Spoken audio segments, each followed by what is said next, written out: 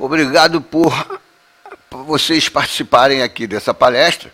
Vocês que me acompanham são pessoas que gostam de estar bem informadas acerca de temas focalizados por uma perspectiva assim, objetiva, verdadeira, né?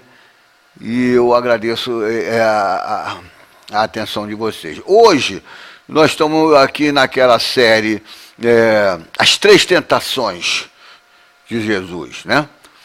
E essa é aqui a parte 2. As Três Tentações, Jesus contra o poder, né? As Três Tentações, ela tá centrada nessa questão. Jesus contra o poder, né? Ele focaliza 3 aspectos importantes do poder e que ele foi tentado e resistiu.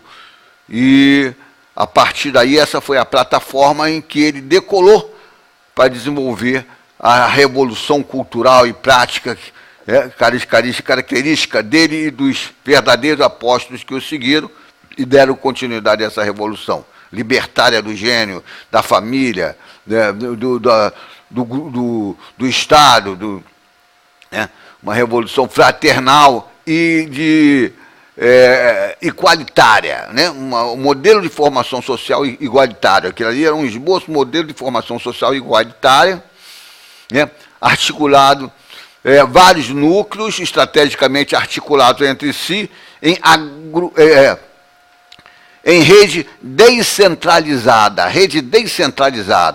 né? Que era uma forma de se combater todo tipo de poder hierarquizado com um núcleo central, né? Modelo piramidal, né?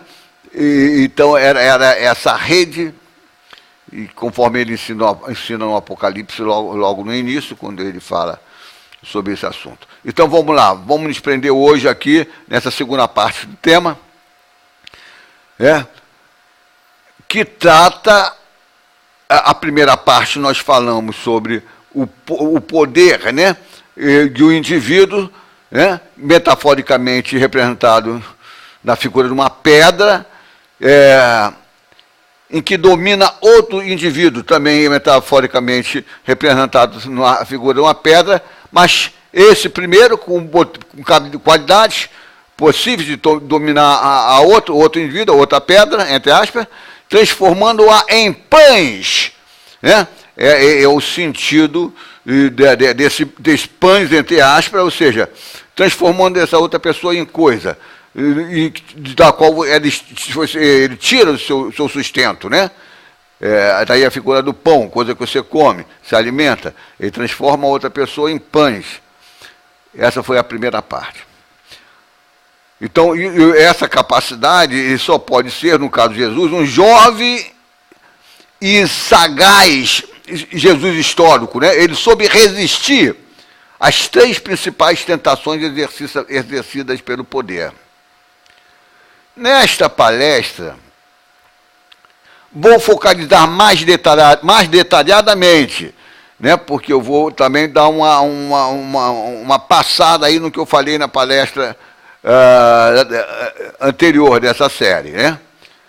Então, vou focalizar mais detalhadamente os 2 seguintes contextos em que a tentação se manifesta no quadro dos mecanismos de produção e administração da dominação, né?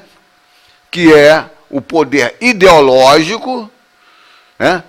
De natureza, no caso de Jesus, sacerdotal, mas nós vimos contemporaneamente o poder teológico de natureza cientificista, né? Hoje, no grande poder, o neoliberalismo, mas nós vimos daí também o pseudo-comunismo, né? Também, que é um discurso ideológico, é um poder, né? Mas exerceu grande poder, né? Quer dizer, os indivíduos que foram tentados e no caso do Marx, que está meio desuso, né? Em desuso, mas o neoliberalismo está aí. Os indivíduos, entre aspas, empreendedores desse caos mundial, né? Na realidade, é o que o sistema capitalista desembocou já estamos nisso. Essa crise, ela é só um comentário rápido, ela não é passageira no sentido das anteriores, né? Que vem lá de 1500 com o desenvolvimento do grande mercado e logo a seguir com o sistema capitalista de produção. Essa aí é o inverso. A partir da década de 70, 80, esse sistema entrou num processo de depressão, né? Cíclica. Ele vem com um período cíclico, né, de crise, e depois ele se estabelece por baixo, na pior fase dessa crise, né? E aí permanece algum tempo, depois ele vem uma nova crise, pior ainda que a anterior, e assim sucessivamente. Então é um problema sério, né? Que esse neoliberalismo já nos colocou, está nos levando, já estamos nesse buraco, a nível global, e o Brasil em particular, dentro desse contexto global de crise do sistema capitalista internacional. Então, na palestra anterior, vimos lá as 3 tentações, né? Jesus contra o poder. Focalizei, de modo geral, as 3 tentações de Jesus, porém abordei mais detalhadamente, na palestra anterior, apenas a primeira tentação, que trata do desejo de poder que uma pessoa sente de dominar e explorar a outra pessoa. As pessoas aí, ele usa metaforicamente na figura da pedra, né? Então, é uma pedra, uma pessoa que tem capacidade de, e não resiste à tentação de dominar outra pessoa, pedra, né? Metaforicamente, pedra, né? Transformando-a em pão, ou seja, um objeto de exploração para o sustento da primeira pessoa. Vou recapitular resumidamente as 3 tentações, conforme mostrei na palestra anterior, a de número 1 desta série. Para a gente, para quem está entrando nessa palestra agora, era pegar o bonde da coisa, né? As 3 tentações sofridas, mas rejeitadas por Jesus, na realidade são exemplares, né? De certo modo, elas se aplicam na atualidade a qualquer jovem destro e tudo, ele é tentado por essas 3 tentações. Tais tentações só podem ser entendidas como a relação entre dois lados, né? De um lado, um virtuoso jovem intelectual, destro, vigoroso, com habilidade política também, e grandemente dotado tanto de grandes conhecimento como da capacidade de argumentação, oratória, essas coisas todas que é utilizado para seduzir as outras pessoas.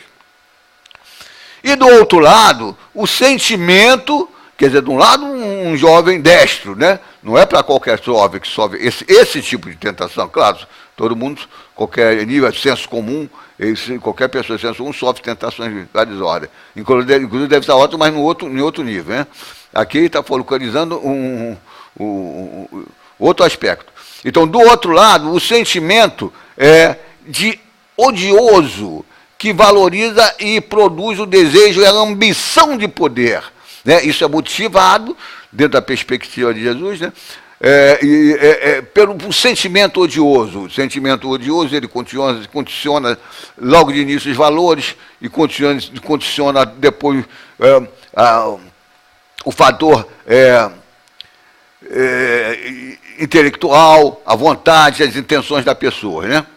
Então, e esse conjunto assim articulado, ele vai motivar a ação do indivíduo, a conduta prática, ação, omissão e tudo mais. Então, isso era valorizado, de modo geral, na identidade cultural daquela época, né? No mundo romano e aí também no mundo judaico, na cultura, identidade cultural judaica. Como hoje também é valorizado, né? O poder, nós vemos aí esse monte de ladrões, a abominação da desolação, né, que é o sistema financeiro, monetário, internacional, com suas ramificações em todo, como câncer, né, a sugar as pessoas com a usura no mundo todo. E, inclusive aqui no Brasil, isso aí está escancarado. Então, nesse sentido, é que aparece a figura do demônio tentador, né? Ele, no caso ali, no caso exemplar, né, foi Jesus que estava sendo tentado por essa tentação. Embora alguma pessoa seja um teólogo, um sacerdote, que lá seria o fariseu, os saduceus, naturalmente, que na perspectiva de Jesus são como serpente, entre aspas, né? Ele também chama de raça de víboras, isso está lá em Mateus 23, 33. E também como ele chama, Jesus também como o dragão, a primitiva serpente, que é o demônio e Satanás. Essa frase está lá em que ele vê vários aspectos da figura da tentação, como o dragão, a víbora, né? O demônio e Satanás. Né? Isso está lá em Apocalipse 20, 2. Apocalipse capítulo 20, versículo 2. Quer dizer, então, essa tentação pode ter vindo de um teólogo ou sacerdote, no caso lá seria um fariseu, um saduceu, né? Ou qualquer outra pessoa que tenha notado as grandes capacidades das quais Jesus era dotado, então, essa pessoa possa ter sugerido a Jesus que atuasse no sentido de uma ou outra das três tentações em apreço. Jesus era um jovem intelectual dotado dessas virtudes, né, que eu falei, quanto de conhecimento, quanto de habilidade de convencimento, esse negócio todo. E superou a tentação exercida pelo sentimento e respectivo desejo de ambição. Eu reitero isso aí, as pessoas, quando falam tentação, você tem que saber que eles são na perspectiva de Jesus, que conhece muito bem a psicologia individual, ele sabe que vem lá de sentimentos odiosos, né? E que, como já falei, ele molda os valores egoísticos e assim vai na intenção das pessoas também.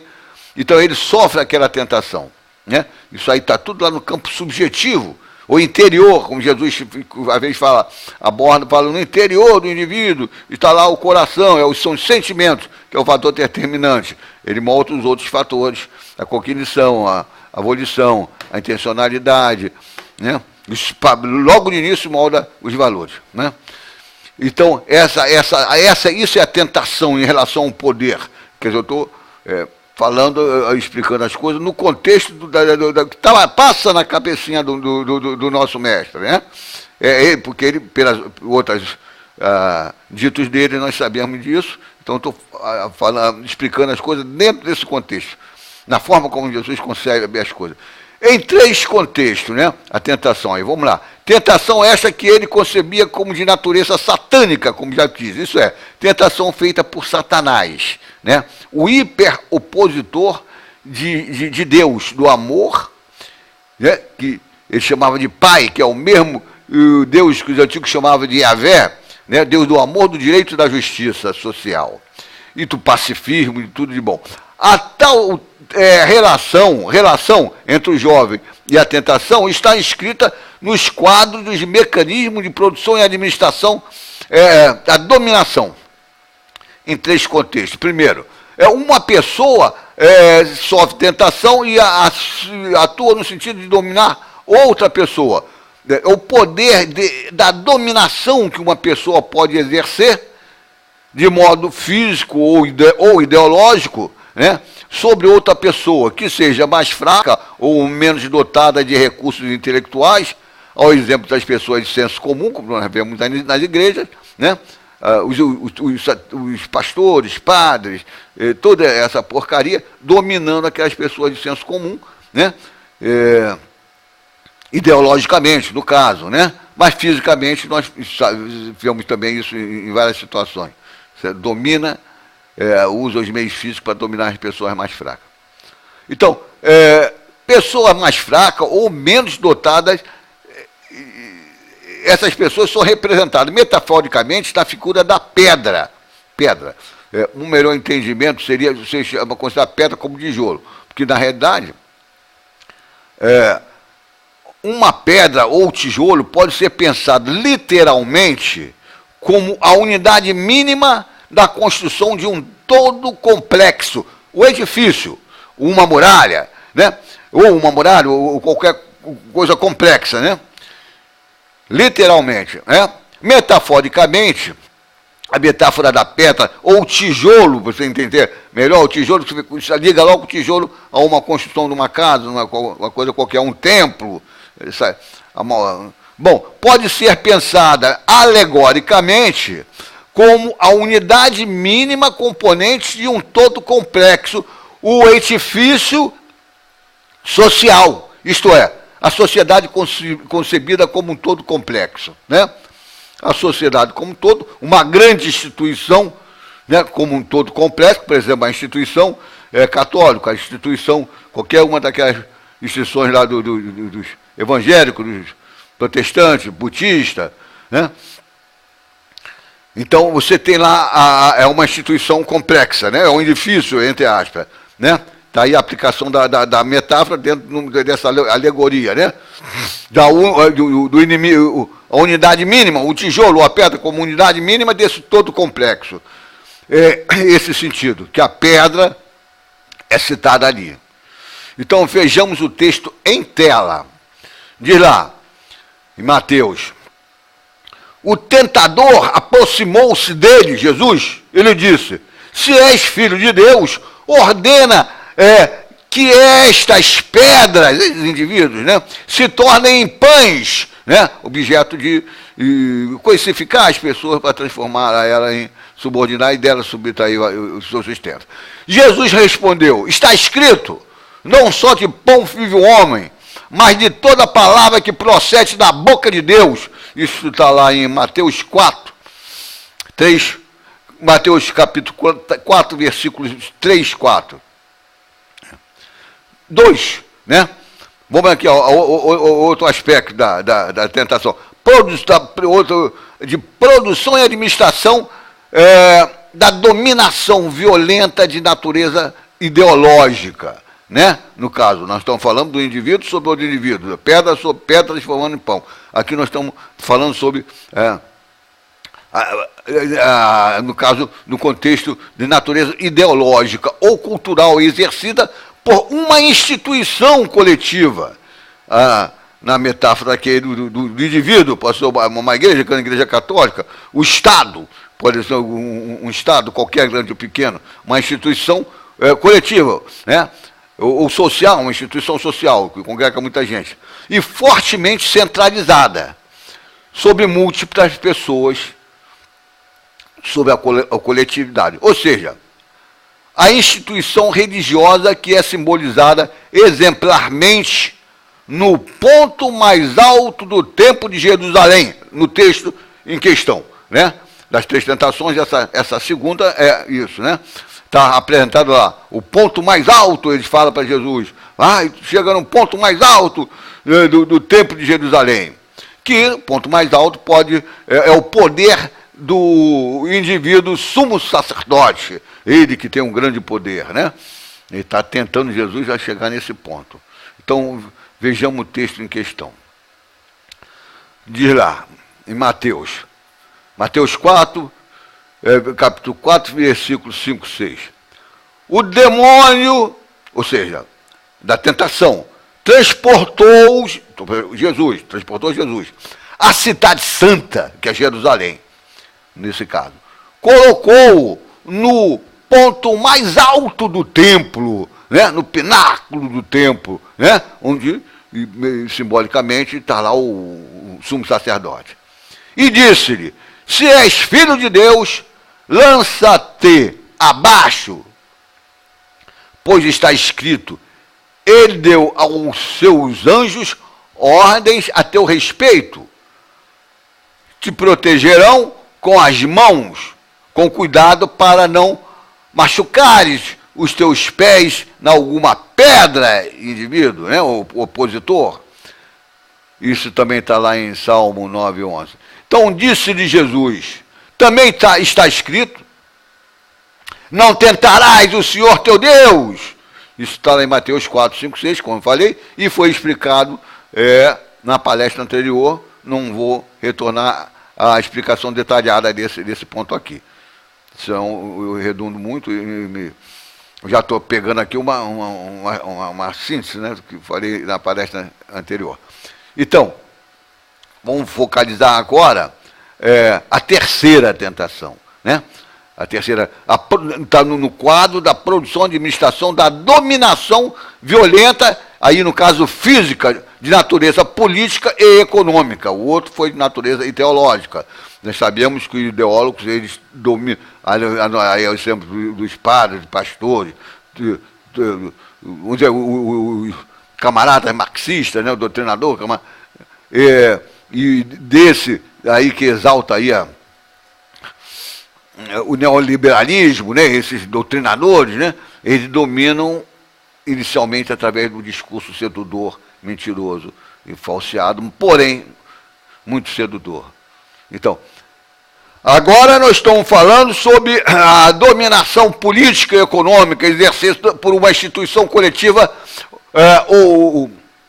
instituição coletiva, né, hierarquizada, ou instituição social, a gente chama também, e fortemente centralizada, isto é, o reino, ou o império, ou o Estado, né? É a mesma coisa, são formas distintas de você se referir a essa tipo de instituição coletiva, que é representada na figura de um monte muito alto nessa terceira tentação. Um monte muito alto é que atenta Jesus para chegar lá e transformar, né, criar um movimento, criar um monte muito alto e exercer poder sobre muitas pessoas. Ou seja, o poder de um rei ou de um imperador e o respectivo corpo burocrático do Estado, né, e demais funcionários, ao exemplo do rei Davi. Isso está lá na cultura, na identidade cultural dos judeus, né? Eles estavam sempre na expectativa de surgir um político com a capacidade de Davi, que criou um grande império naquela época. Grande império, entre aspas, mas foi um império grande. E foi o maior que aconteceu na história do povo israelita, né? E do reino, quer dizer, o império de Israel, né, que ele criou, e logo depois também acabou, né? Se dividiu, a divisão do reino, né? Veio a divisão do reino e tudo. Então, vamos ao texto, então, em tela, né? Está lá em ar. O demônio, quer dizer, a tentação, transportou Jesus, mais uma vez, né? Essa é a terceira vez, a um monte muito alto, né? Esse monte muito alto, aspecto piramidal de representar uma instituição social, uma grande instituição social, um grande Estado, um grande reino. E lhe mostrou todos os reinos do mundo, e a glória, e a sua glória, e disse-lhe: te darei tudo isso se, prostrando-te diante de mim, a tentação, me adorares. Respondeu-lhe Jesus: para trás, Satanás, pois está escrito: adorarás o Senhor teu Deus, e só a Ele servirás. O Senhor Deus, aí é o Pai de Jesus, que é o mesmo Yahvé, que é o Deus do direito, do amor e da justiça. Não de criar e dominar as pessoas através de um grande Estado, de um grande reino, de um grande império. Isso está lá em Mateus, capítulo 4, versículos 8 ao 10º. Agora, vou focalizar mais detalhadamente, que essa palestra, fiz só uma recapitulação da anterior, e eu vou focalizar mais detalhadamente a segunda tentação. Aí no caso aqui, o intelectual muito virtuoso e também dotado de dotes políticos, tentado e atraído pelo ponto mais alto do Templo de Jerusalém. Essa é a segunda tentação. O ponto mais alto do Templo de Jerusalém, quer dizer, a condição de um sumo sacerdote, né? Ele tentado por isso. O poder máximo da instituição cultural hierarquizada judaica, lá no caso, né? Que ele, naturalmente, com o poder dele, o Filho de Deus, ele não ia se limitar ali, ele ia expandir uma grande instituição religiosa, nesse termo, né? Era a tentação. É a segunda. O Jesus histórico resistiu e dominou a tentação exercida pelo sentimento odioso e respectivo desejo de ambição de poder, os quais o induziam a exercer seu grande poder intelectual no sentido de se apoderar das demais, da mais poderosa condição de intelectual judeu, ou seja, o ponto mais alto do Templo de Jerusalém, que representa a condição de sumo sacerdote dos judeus, né? Ou criar uma nova instituição religiosa com um clero profissional, hierarquizado, né? Que é ponto mais alto, porque ele está lá em cima. Então você implica dizer que tem uma hierarquia, né, sacerdotal. Nos moldes da religião dos fariseus. Então, a tentação seria ou chegar à condição de sumo sacerdote, da religião dele, ou criar uma, talvez mais poderosa do que, inclusive, a dos fariseus, que era mais forte e mais numerosa do que a dos saduceus. Embora os saduceus tinham hegemonia ali dentro do Sinédrio, porque os romanos confiavam mais nele, né, nos saduceus. E o Sinédrio, ele obedecia a Roma, enquanto Roma aceitava ele dominar e manter o povo dominado para pegar os impostos e mandar para Roma.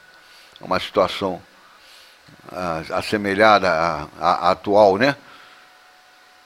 Nós temos aí essa figura de tirar esses corruptos do poder, inclusive o atual presidente, né? Mas o nosso Sinédrio, vamos dizer assim, né? O executivo e legislativo, ele protege ali os corruptos enquanto se mantém e, através dessa lava-jato, se fortalece a corruptocracia, né?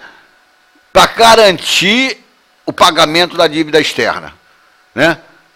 Que vai lá para Roma atual, que é o grande império, ou seja, o sistema financeiro internacional, cujo grande guardião é o grande império e demais membros do centro motor do sistema capitalista. Inglaterra, França, Alemanha e toda essa gente. Então, a instituição religiosa dos fariseus e ainda a dos saduceus funcionavam também como partidos políticos, né? Era a instituição, mas também funcionava religiosa, mas também como partido político. Pois ambas, e mais os anciãos do povo, que consistia na aristocracia laica judaica, ocupavam e controlavam o sinédrio, isto é, uma espécie de junta governamental da nação judaica. Juntava os fariseus, né, a elite farisaica, os saduceus e mais os anciãos do povo, que os grandes latifundiários daquela época, os grandes políticos, né? Mas esse sinédrio era aliado, de modo submisso, ao interventor romano, né? Enquanto eles exploravam o povo, como faz aqui o nosso sinédrio, o Senado, né? Para garantir a instituição para pagar a dívida externa, e lá ele pagava logo direto na forma de tributo. Não era tão complexa, né, a forma de exploração do império sobre os países dominados, como é hoje. Então, os teólogos e sacerdotes do partido dos fariseus eram mais fortes, mais democráticos, entre aspas, ele estava mais junto à massa, né? Ele tinha um discurso sempre controlando ali a classe trabalhadora, como, por exemplo, o discurso da esquerda ou de qualquer tipo de demagogo, está ali junto. Nós vimos aí a riqueza sendo cooptada, né? Justamente para neutralizar os anseios das bases dela, que eram trabalhadores, negros, mestiços, nordestinos, regiões pobres e tudo. E eles cooptaram, eles foram lá e roubaram junto, comeram no prato da casta portuguesa descendente, seus aliados higienistas.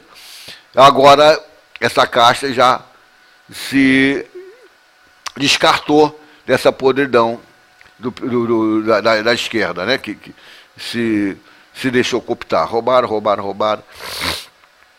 Então, os teólogos sacerdotes do partido dos fariseus, né, que era o mais forte, né, mais forte que o dos saduceus, né, era numericamente mais forte e controlava a maior parcela da opinião pública.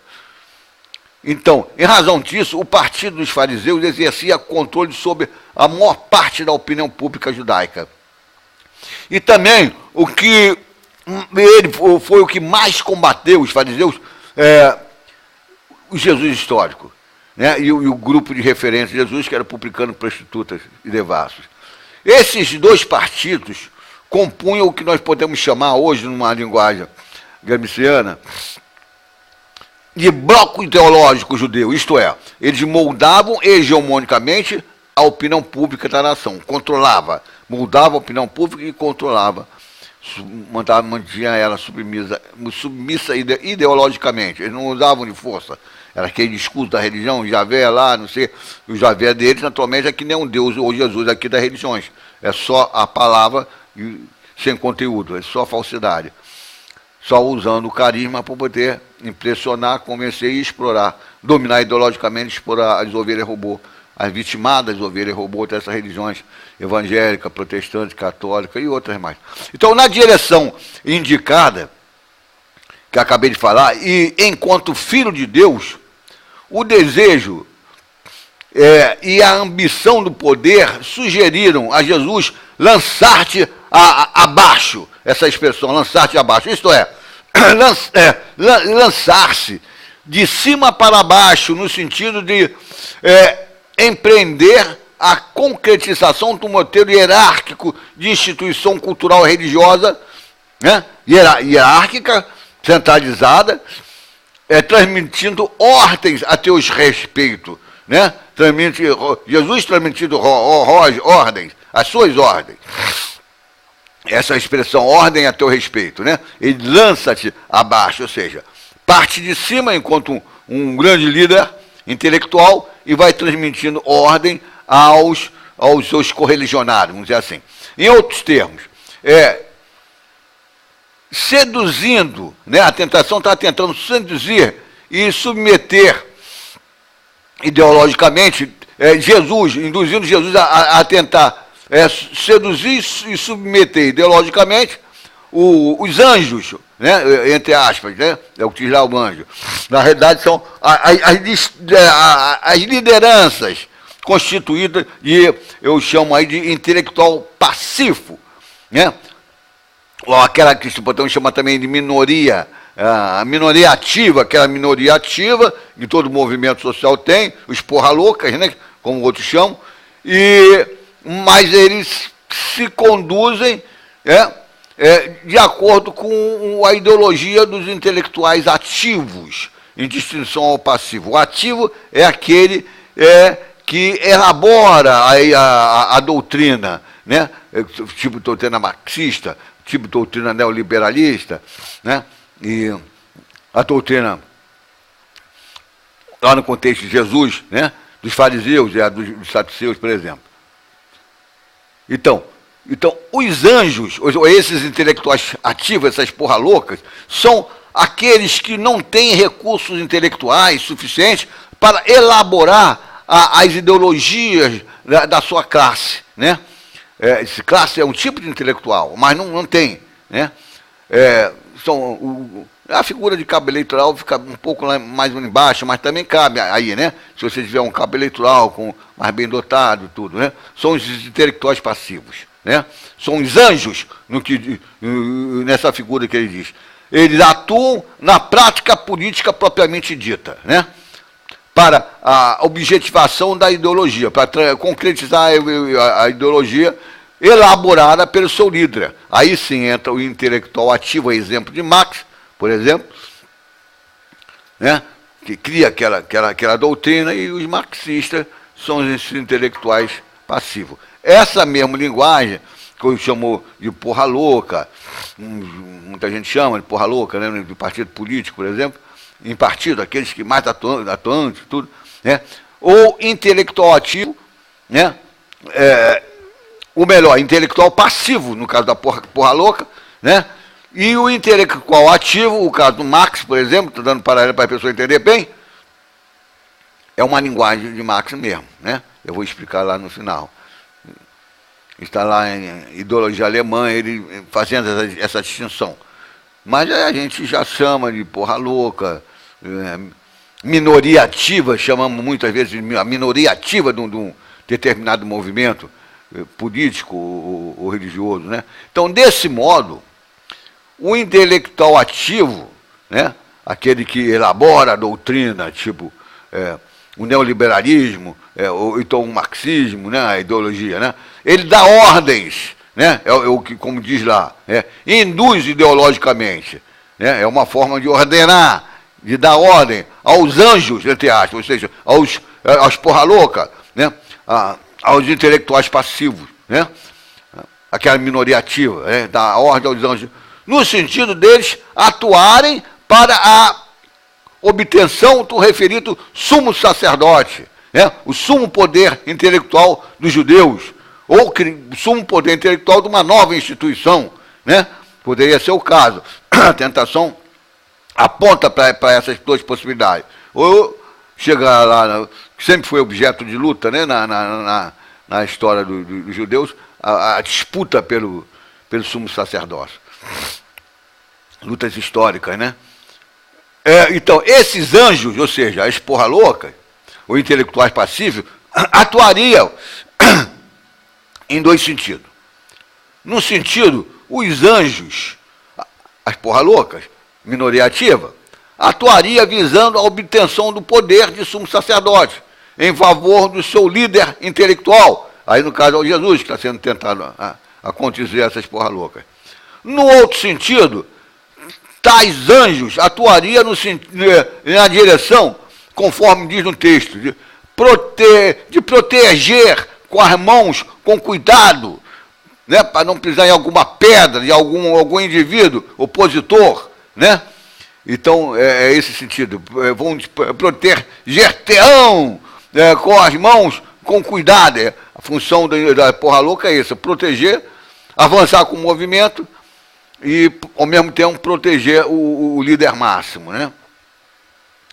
Nos dois sentidos indicados, Mateus quis dizer, os referidos anjos, né? Essa minoria ativa, essa porra louca, esses porra louca, ou intelectuais passivos, atuariam buscando proteger tanto o líder como a meta, né?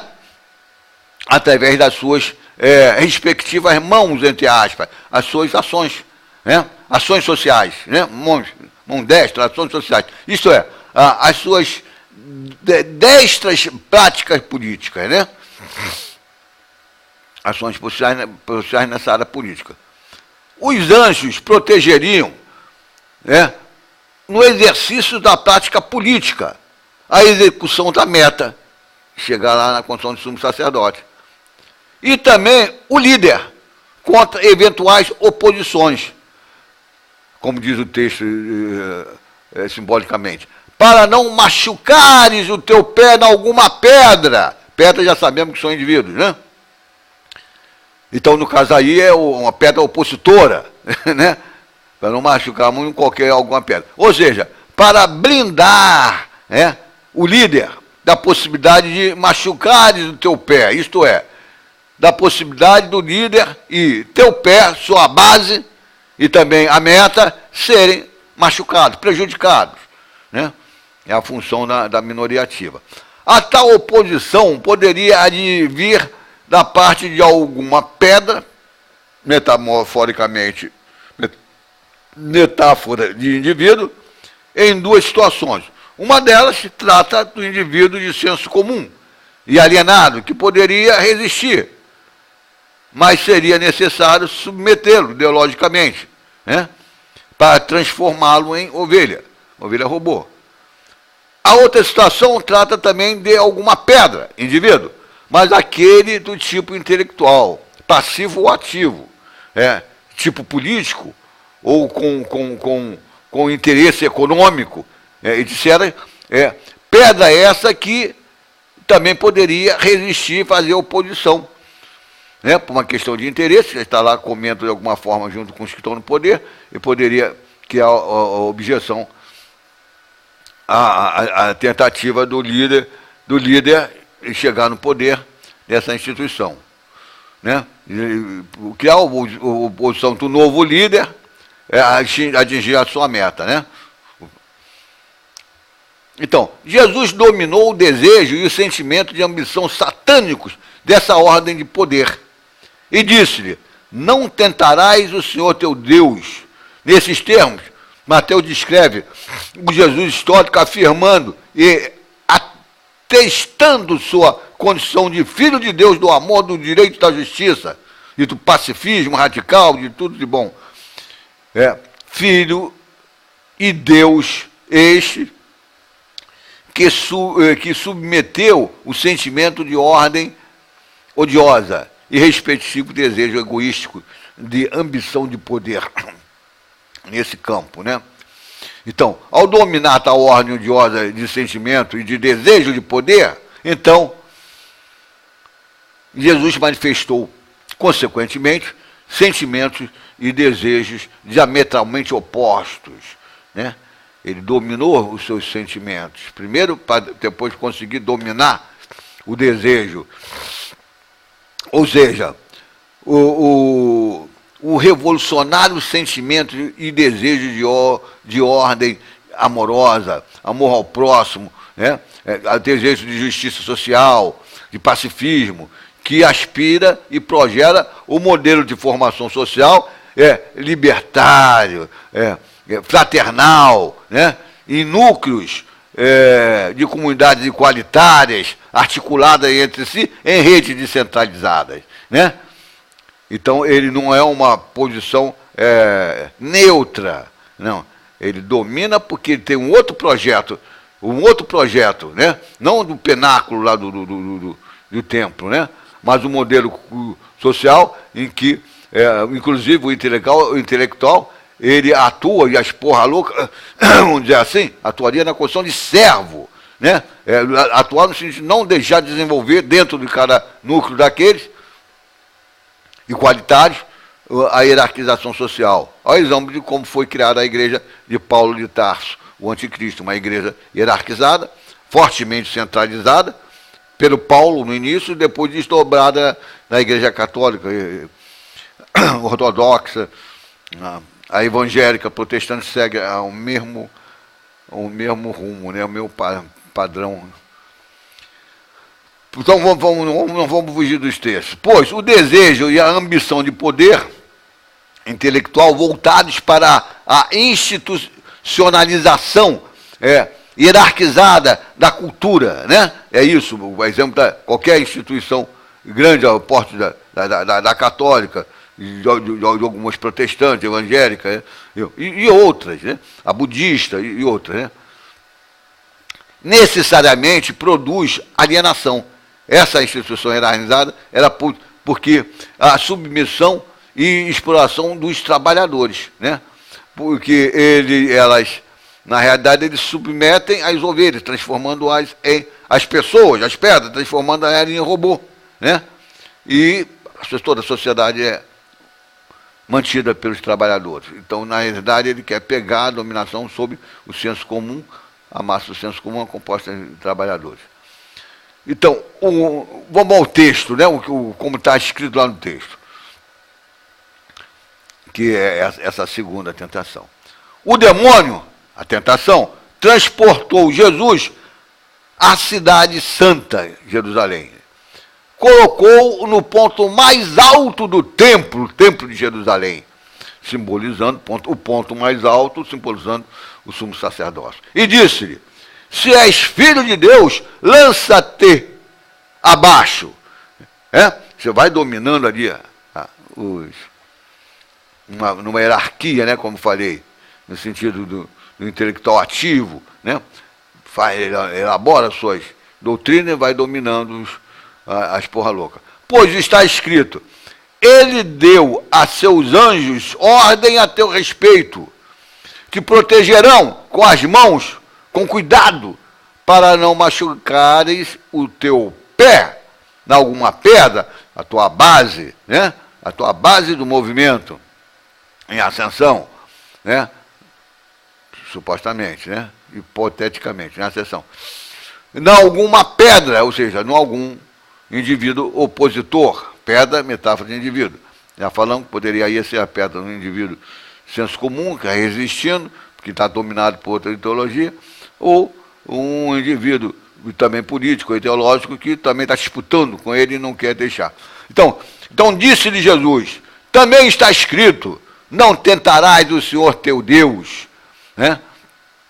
Está lá em Mateus 4, 5, 6.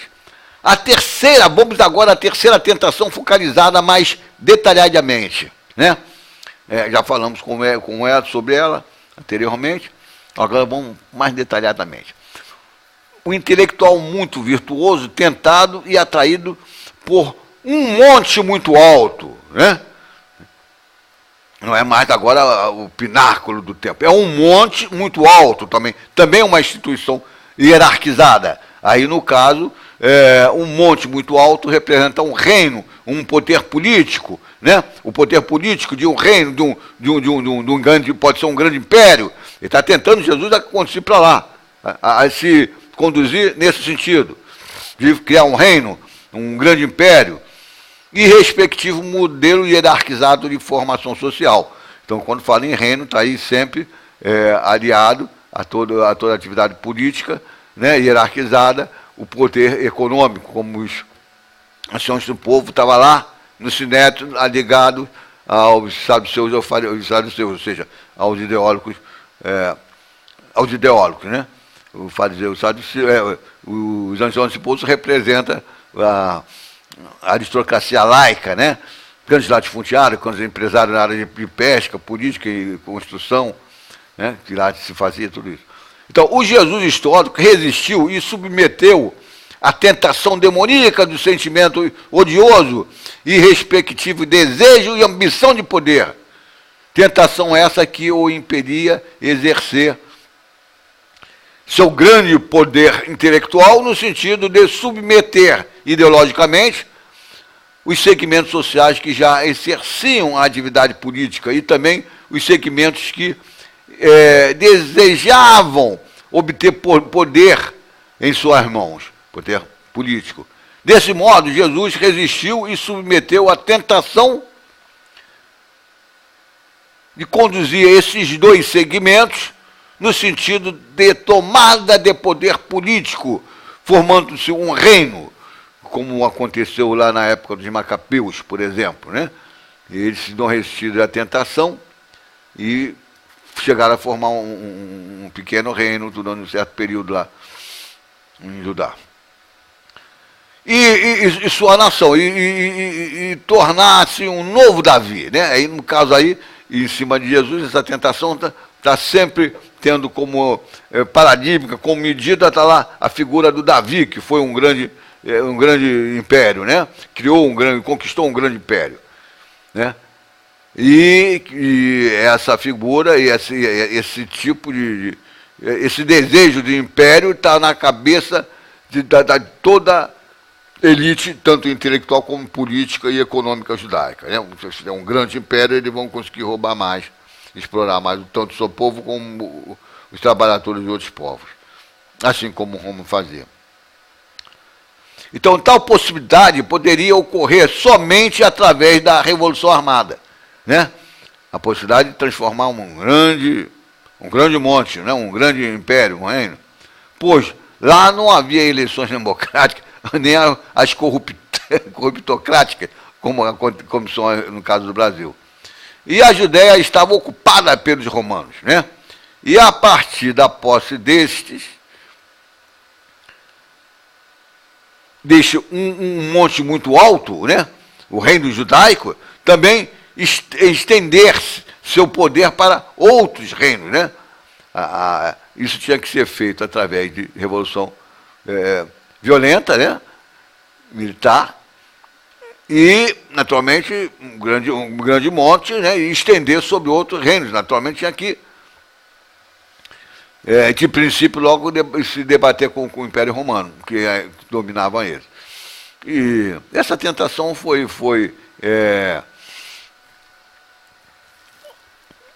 assimilada por outros, né? Você teve três, pelo menos as guerras judaicas, né? Era tentação, estava ali. Por trás daquelas guerras estavam os ideólogos, né? E os anciãos do povo ali tentando, organizando e mobilizando o povo a criar esse novo reino, né? Um deles, inclusive, se eu não me engano, o segundo, ele dizia até que ele era o novo Davi, o novo Cristo, né? Então, dominar todos os reinos do mundo e sua glória, né? A glória de Roma, a gloriosa Roma, né? Então, quer dizer, para outras nações também, você criaria um reino ali e para outras nações, e assim formar um grande e glorioso império, que foi eternamente desejado desde os teólogos e sacerdotes hebreus, depois que Davi caiu, né? Depois que o reino dele caiu, o filho dele, Salomão, ainda andou algum tempo, depois caiu no terceiro membro da dinastia davídica, né? Então, diante dessa ordem de tentação, o Jesus histórico atuou sobre os seus sentimentos, né? Odiosos e respectivo desejo, né? E ambição de poder intelectual, de natureza invulgar, né? Esse poder intelectual de Jesus era invulgar, né? Ele, para ser tentado, nesse sentido, dessa dimensão de poder, não era um qualquer. Então, sentimentos e desejos esses que vislumbrara a ideia da possibilidade de seduzir, submeter e conduzir os políticos desejosos do poder de Estado judeu, né? Os quais ambicionavam restaurar um grande império, né? Semelhante ao maior ou maior que aquele da época de Davi, né? Jesus resistiu a toda essa podridão, a toda essa tentação, que é uma podridão. Jesus atuou sobre o seu desejo de sentimento de ambição de poder e respondeu a essa tentação, a Satanás, né? Essa figura da tentação como Satanás é muito interessante entender, né? Satanás é isso aí, essa tentação. Mas ele pode vir através, né, de um outro político, né, seduzindo, né, Jesus, ver que ele tem a capacidade, né, para, né, um ideólogo, né, a tentação vem daí. Então você pode pensar nela de uma forma abstrata, mas também personalizada. Então, respondeu-lhe Jesus: recuem e se contenham, né? Sentimentos, como é que ele fez com o seu semente? Se contenham, sentimentos e desejo de poder satânico. Adoro exclusivamente o Senhor Deus do amor, da justiça social, do direito, do pacifismo. Deus que se contrapõe diametralmente ao poder político, né? O Deus do amor, do direito, da justiça se contrapõe diretamente com o poder político, né? Que cria uma instituição hierarquizada e explora a massa, né? E aliena e explora a massa. Pois o poder político produz e reproduz necessariamente conquistas, violências, morte, opressão, e sempre redunda na submissão e exploração dos segmentos sociais de trabalhadores, né? O poder político está sempre ligado ao poder econômico, né? E o ideólogo, e assim eles redundam sempre nisso. São, como diz Marcuse, são revoluções traídas, né? Toda revolução é uma revolução traída, porque ela, quando chega no poder, ela redunda e aprimora até os meios de exploração da grande massa pobre trabalhadora. Vamos ao texto lá, que está lá em Mateus, capítulo 4, versículo 8 e 10. O demônio, a tentação, transportou Jesus, uma vez mais, a um monte muito alto, um monte muito alto, né? A figura do reino, um império, um grande Estado, como o Estado norte-americano, desse grande império, né?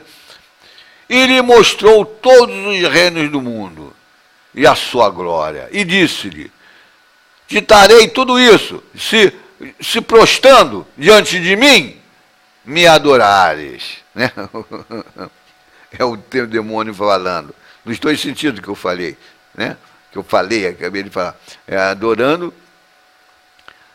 adorar a forma abstrata, o poder, né? Mas também o poder Satanás, o poder também é a figura personalizada, e quando uma outra pessoa atenta no sentido de ver que você tem capacidade de conduzir e te induzir para o poder. Aí, no caso, é o poder político, a terceira tentação. Né? Então respondeu-lhe Jesus, para trás, Satanás, pois está escrito, adorarás o Senhor teu Deus, e só a ele servirás. O Deus aí é o Deus Pai de Jesus, né, que é o mesmo Yahvé, Deus do amor, do direito e da justiça. Então, eu tinha falado sobre a figura do anjo, né? E eu vou explicar mais um pouquinho a respeito dele, né? Figura do anjo, que diz lá em que sentido ele está usando aqui essa noção de anjo. Então, a noção de anjo tem, no contexto, né, o sentido muito peculiar na cultura judaica, de intelectual passivo, que eu falei que é o exemplo das porra loucas, a minoria ativa, né, ou minoria ativa. Ou seja, aqueles intelectuais de segundo plano, né, que atuam mais propriamente na prática política, como a liderança mais ativa, as quais seguem a orientação de um intelectual propriamente ativo. A porra louca é passiva, nesse sentido. Ele atua mais, né? Mas é passivo que não atinge o nível de abstração mais alto do que o intelectual ativo, né? É outra ordem de anjo, né? Isto é, o qual elabora a ideologia ilusória dessa classe de intelectuais, né? Nesse sentido, você pode ver lá em Marx, a ideologia alemã, e outros escritos, né? E diz lá, embora não tenhamos senão duas categorias de pessoas dentro da mesma classe, os pensadores da classe capazes de formular a teoria que tiram sua subsistência, principalmente da elaboração da ilusão que a classe tem sobre si mesmo, a classe de intelectuais, né? É a mesma classe, né? E outros que terão uma atitude mais passiva e receptiva frente a esses pensamentos e ilusões, por serem os membros realmente ativos dessa classe e terem menos tempo, a porra louca, né? Menos tempo para alimentar ilusões e ideias sobre sua própria classe, criar ideologias. Encerro aqui essa palestra. Mais uma vez fico grato à atenção de vocês, porque quem me segue, né, gosta de coisas interessantes, tendo uma perspectiva verdadeira, né, sem essas ilusões, toda essa baboseira falada pelos ideólogos, seja cientificistas, seja religiosos, né? Então, eu fico aqui e justiça e paz para todos nós.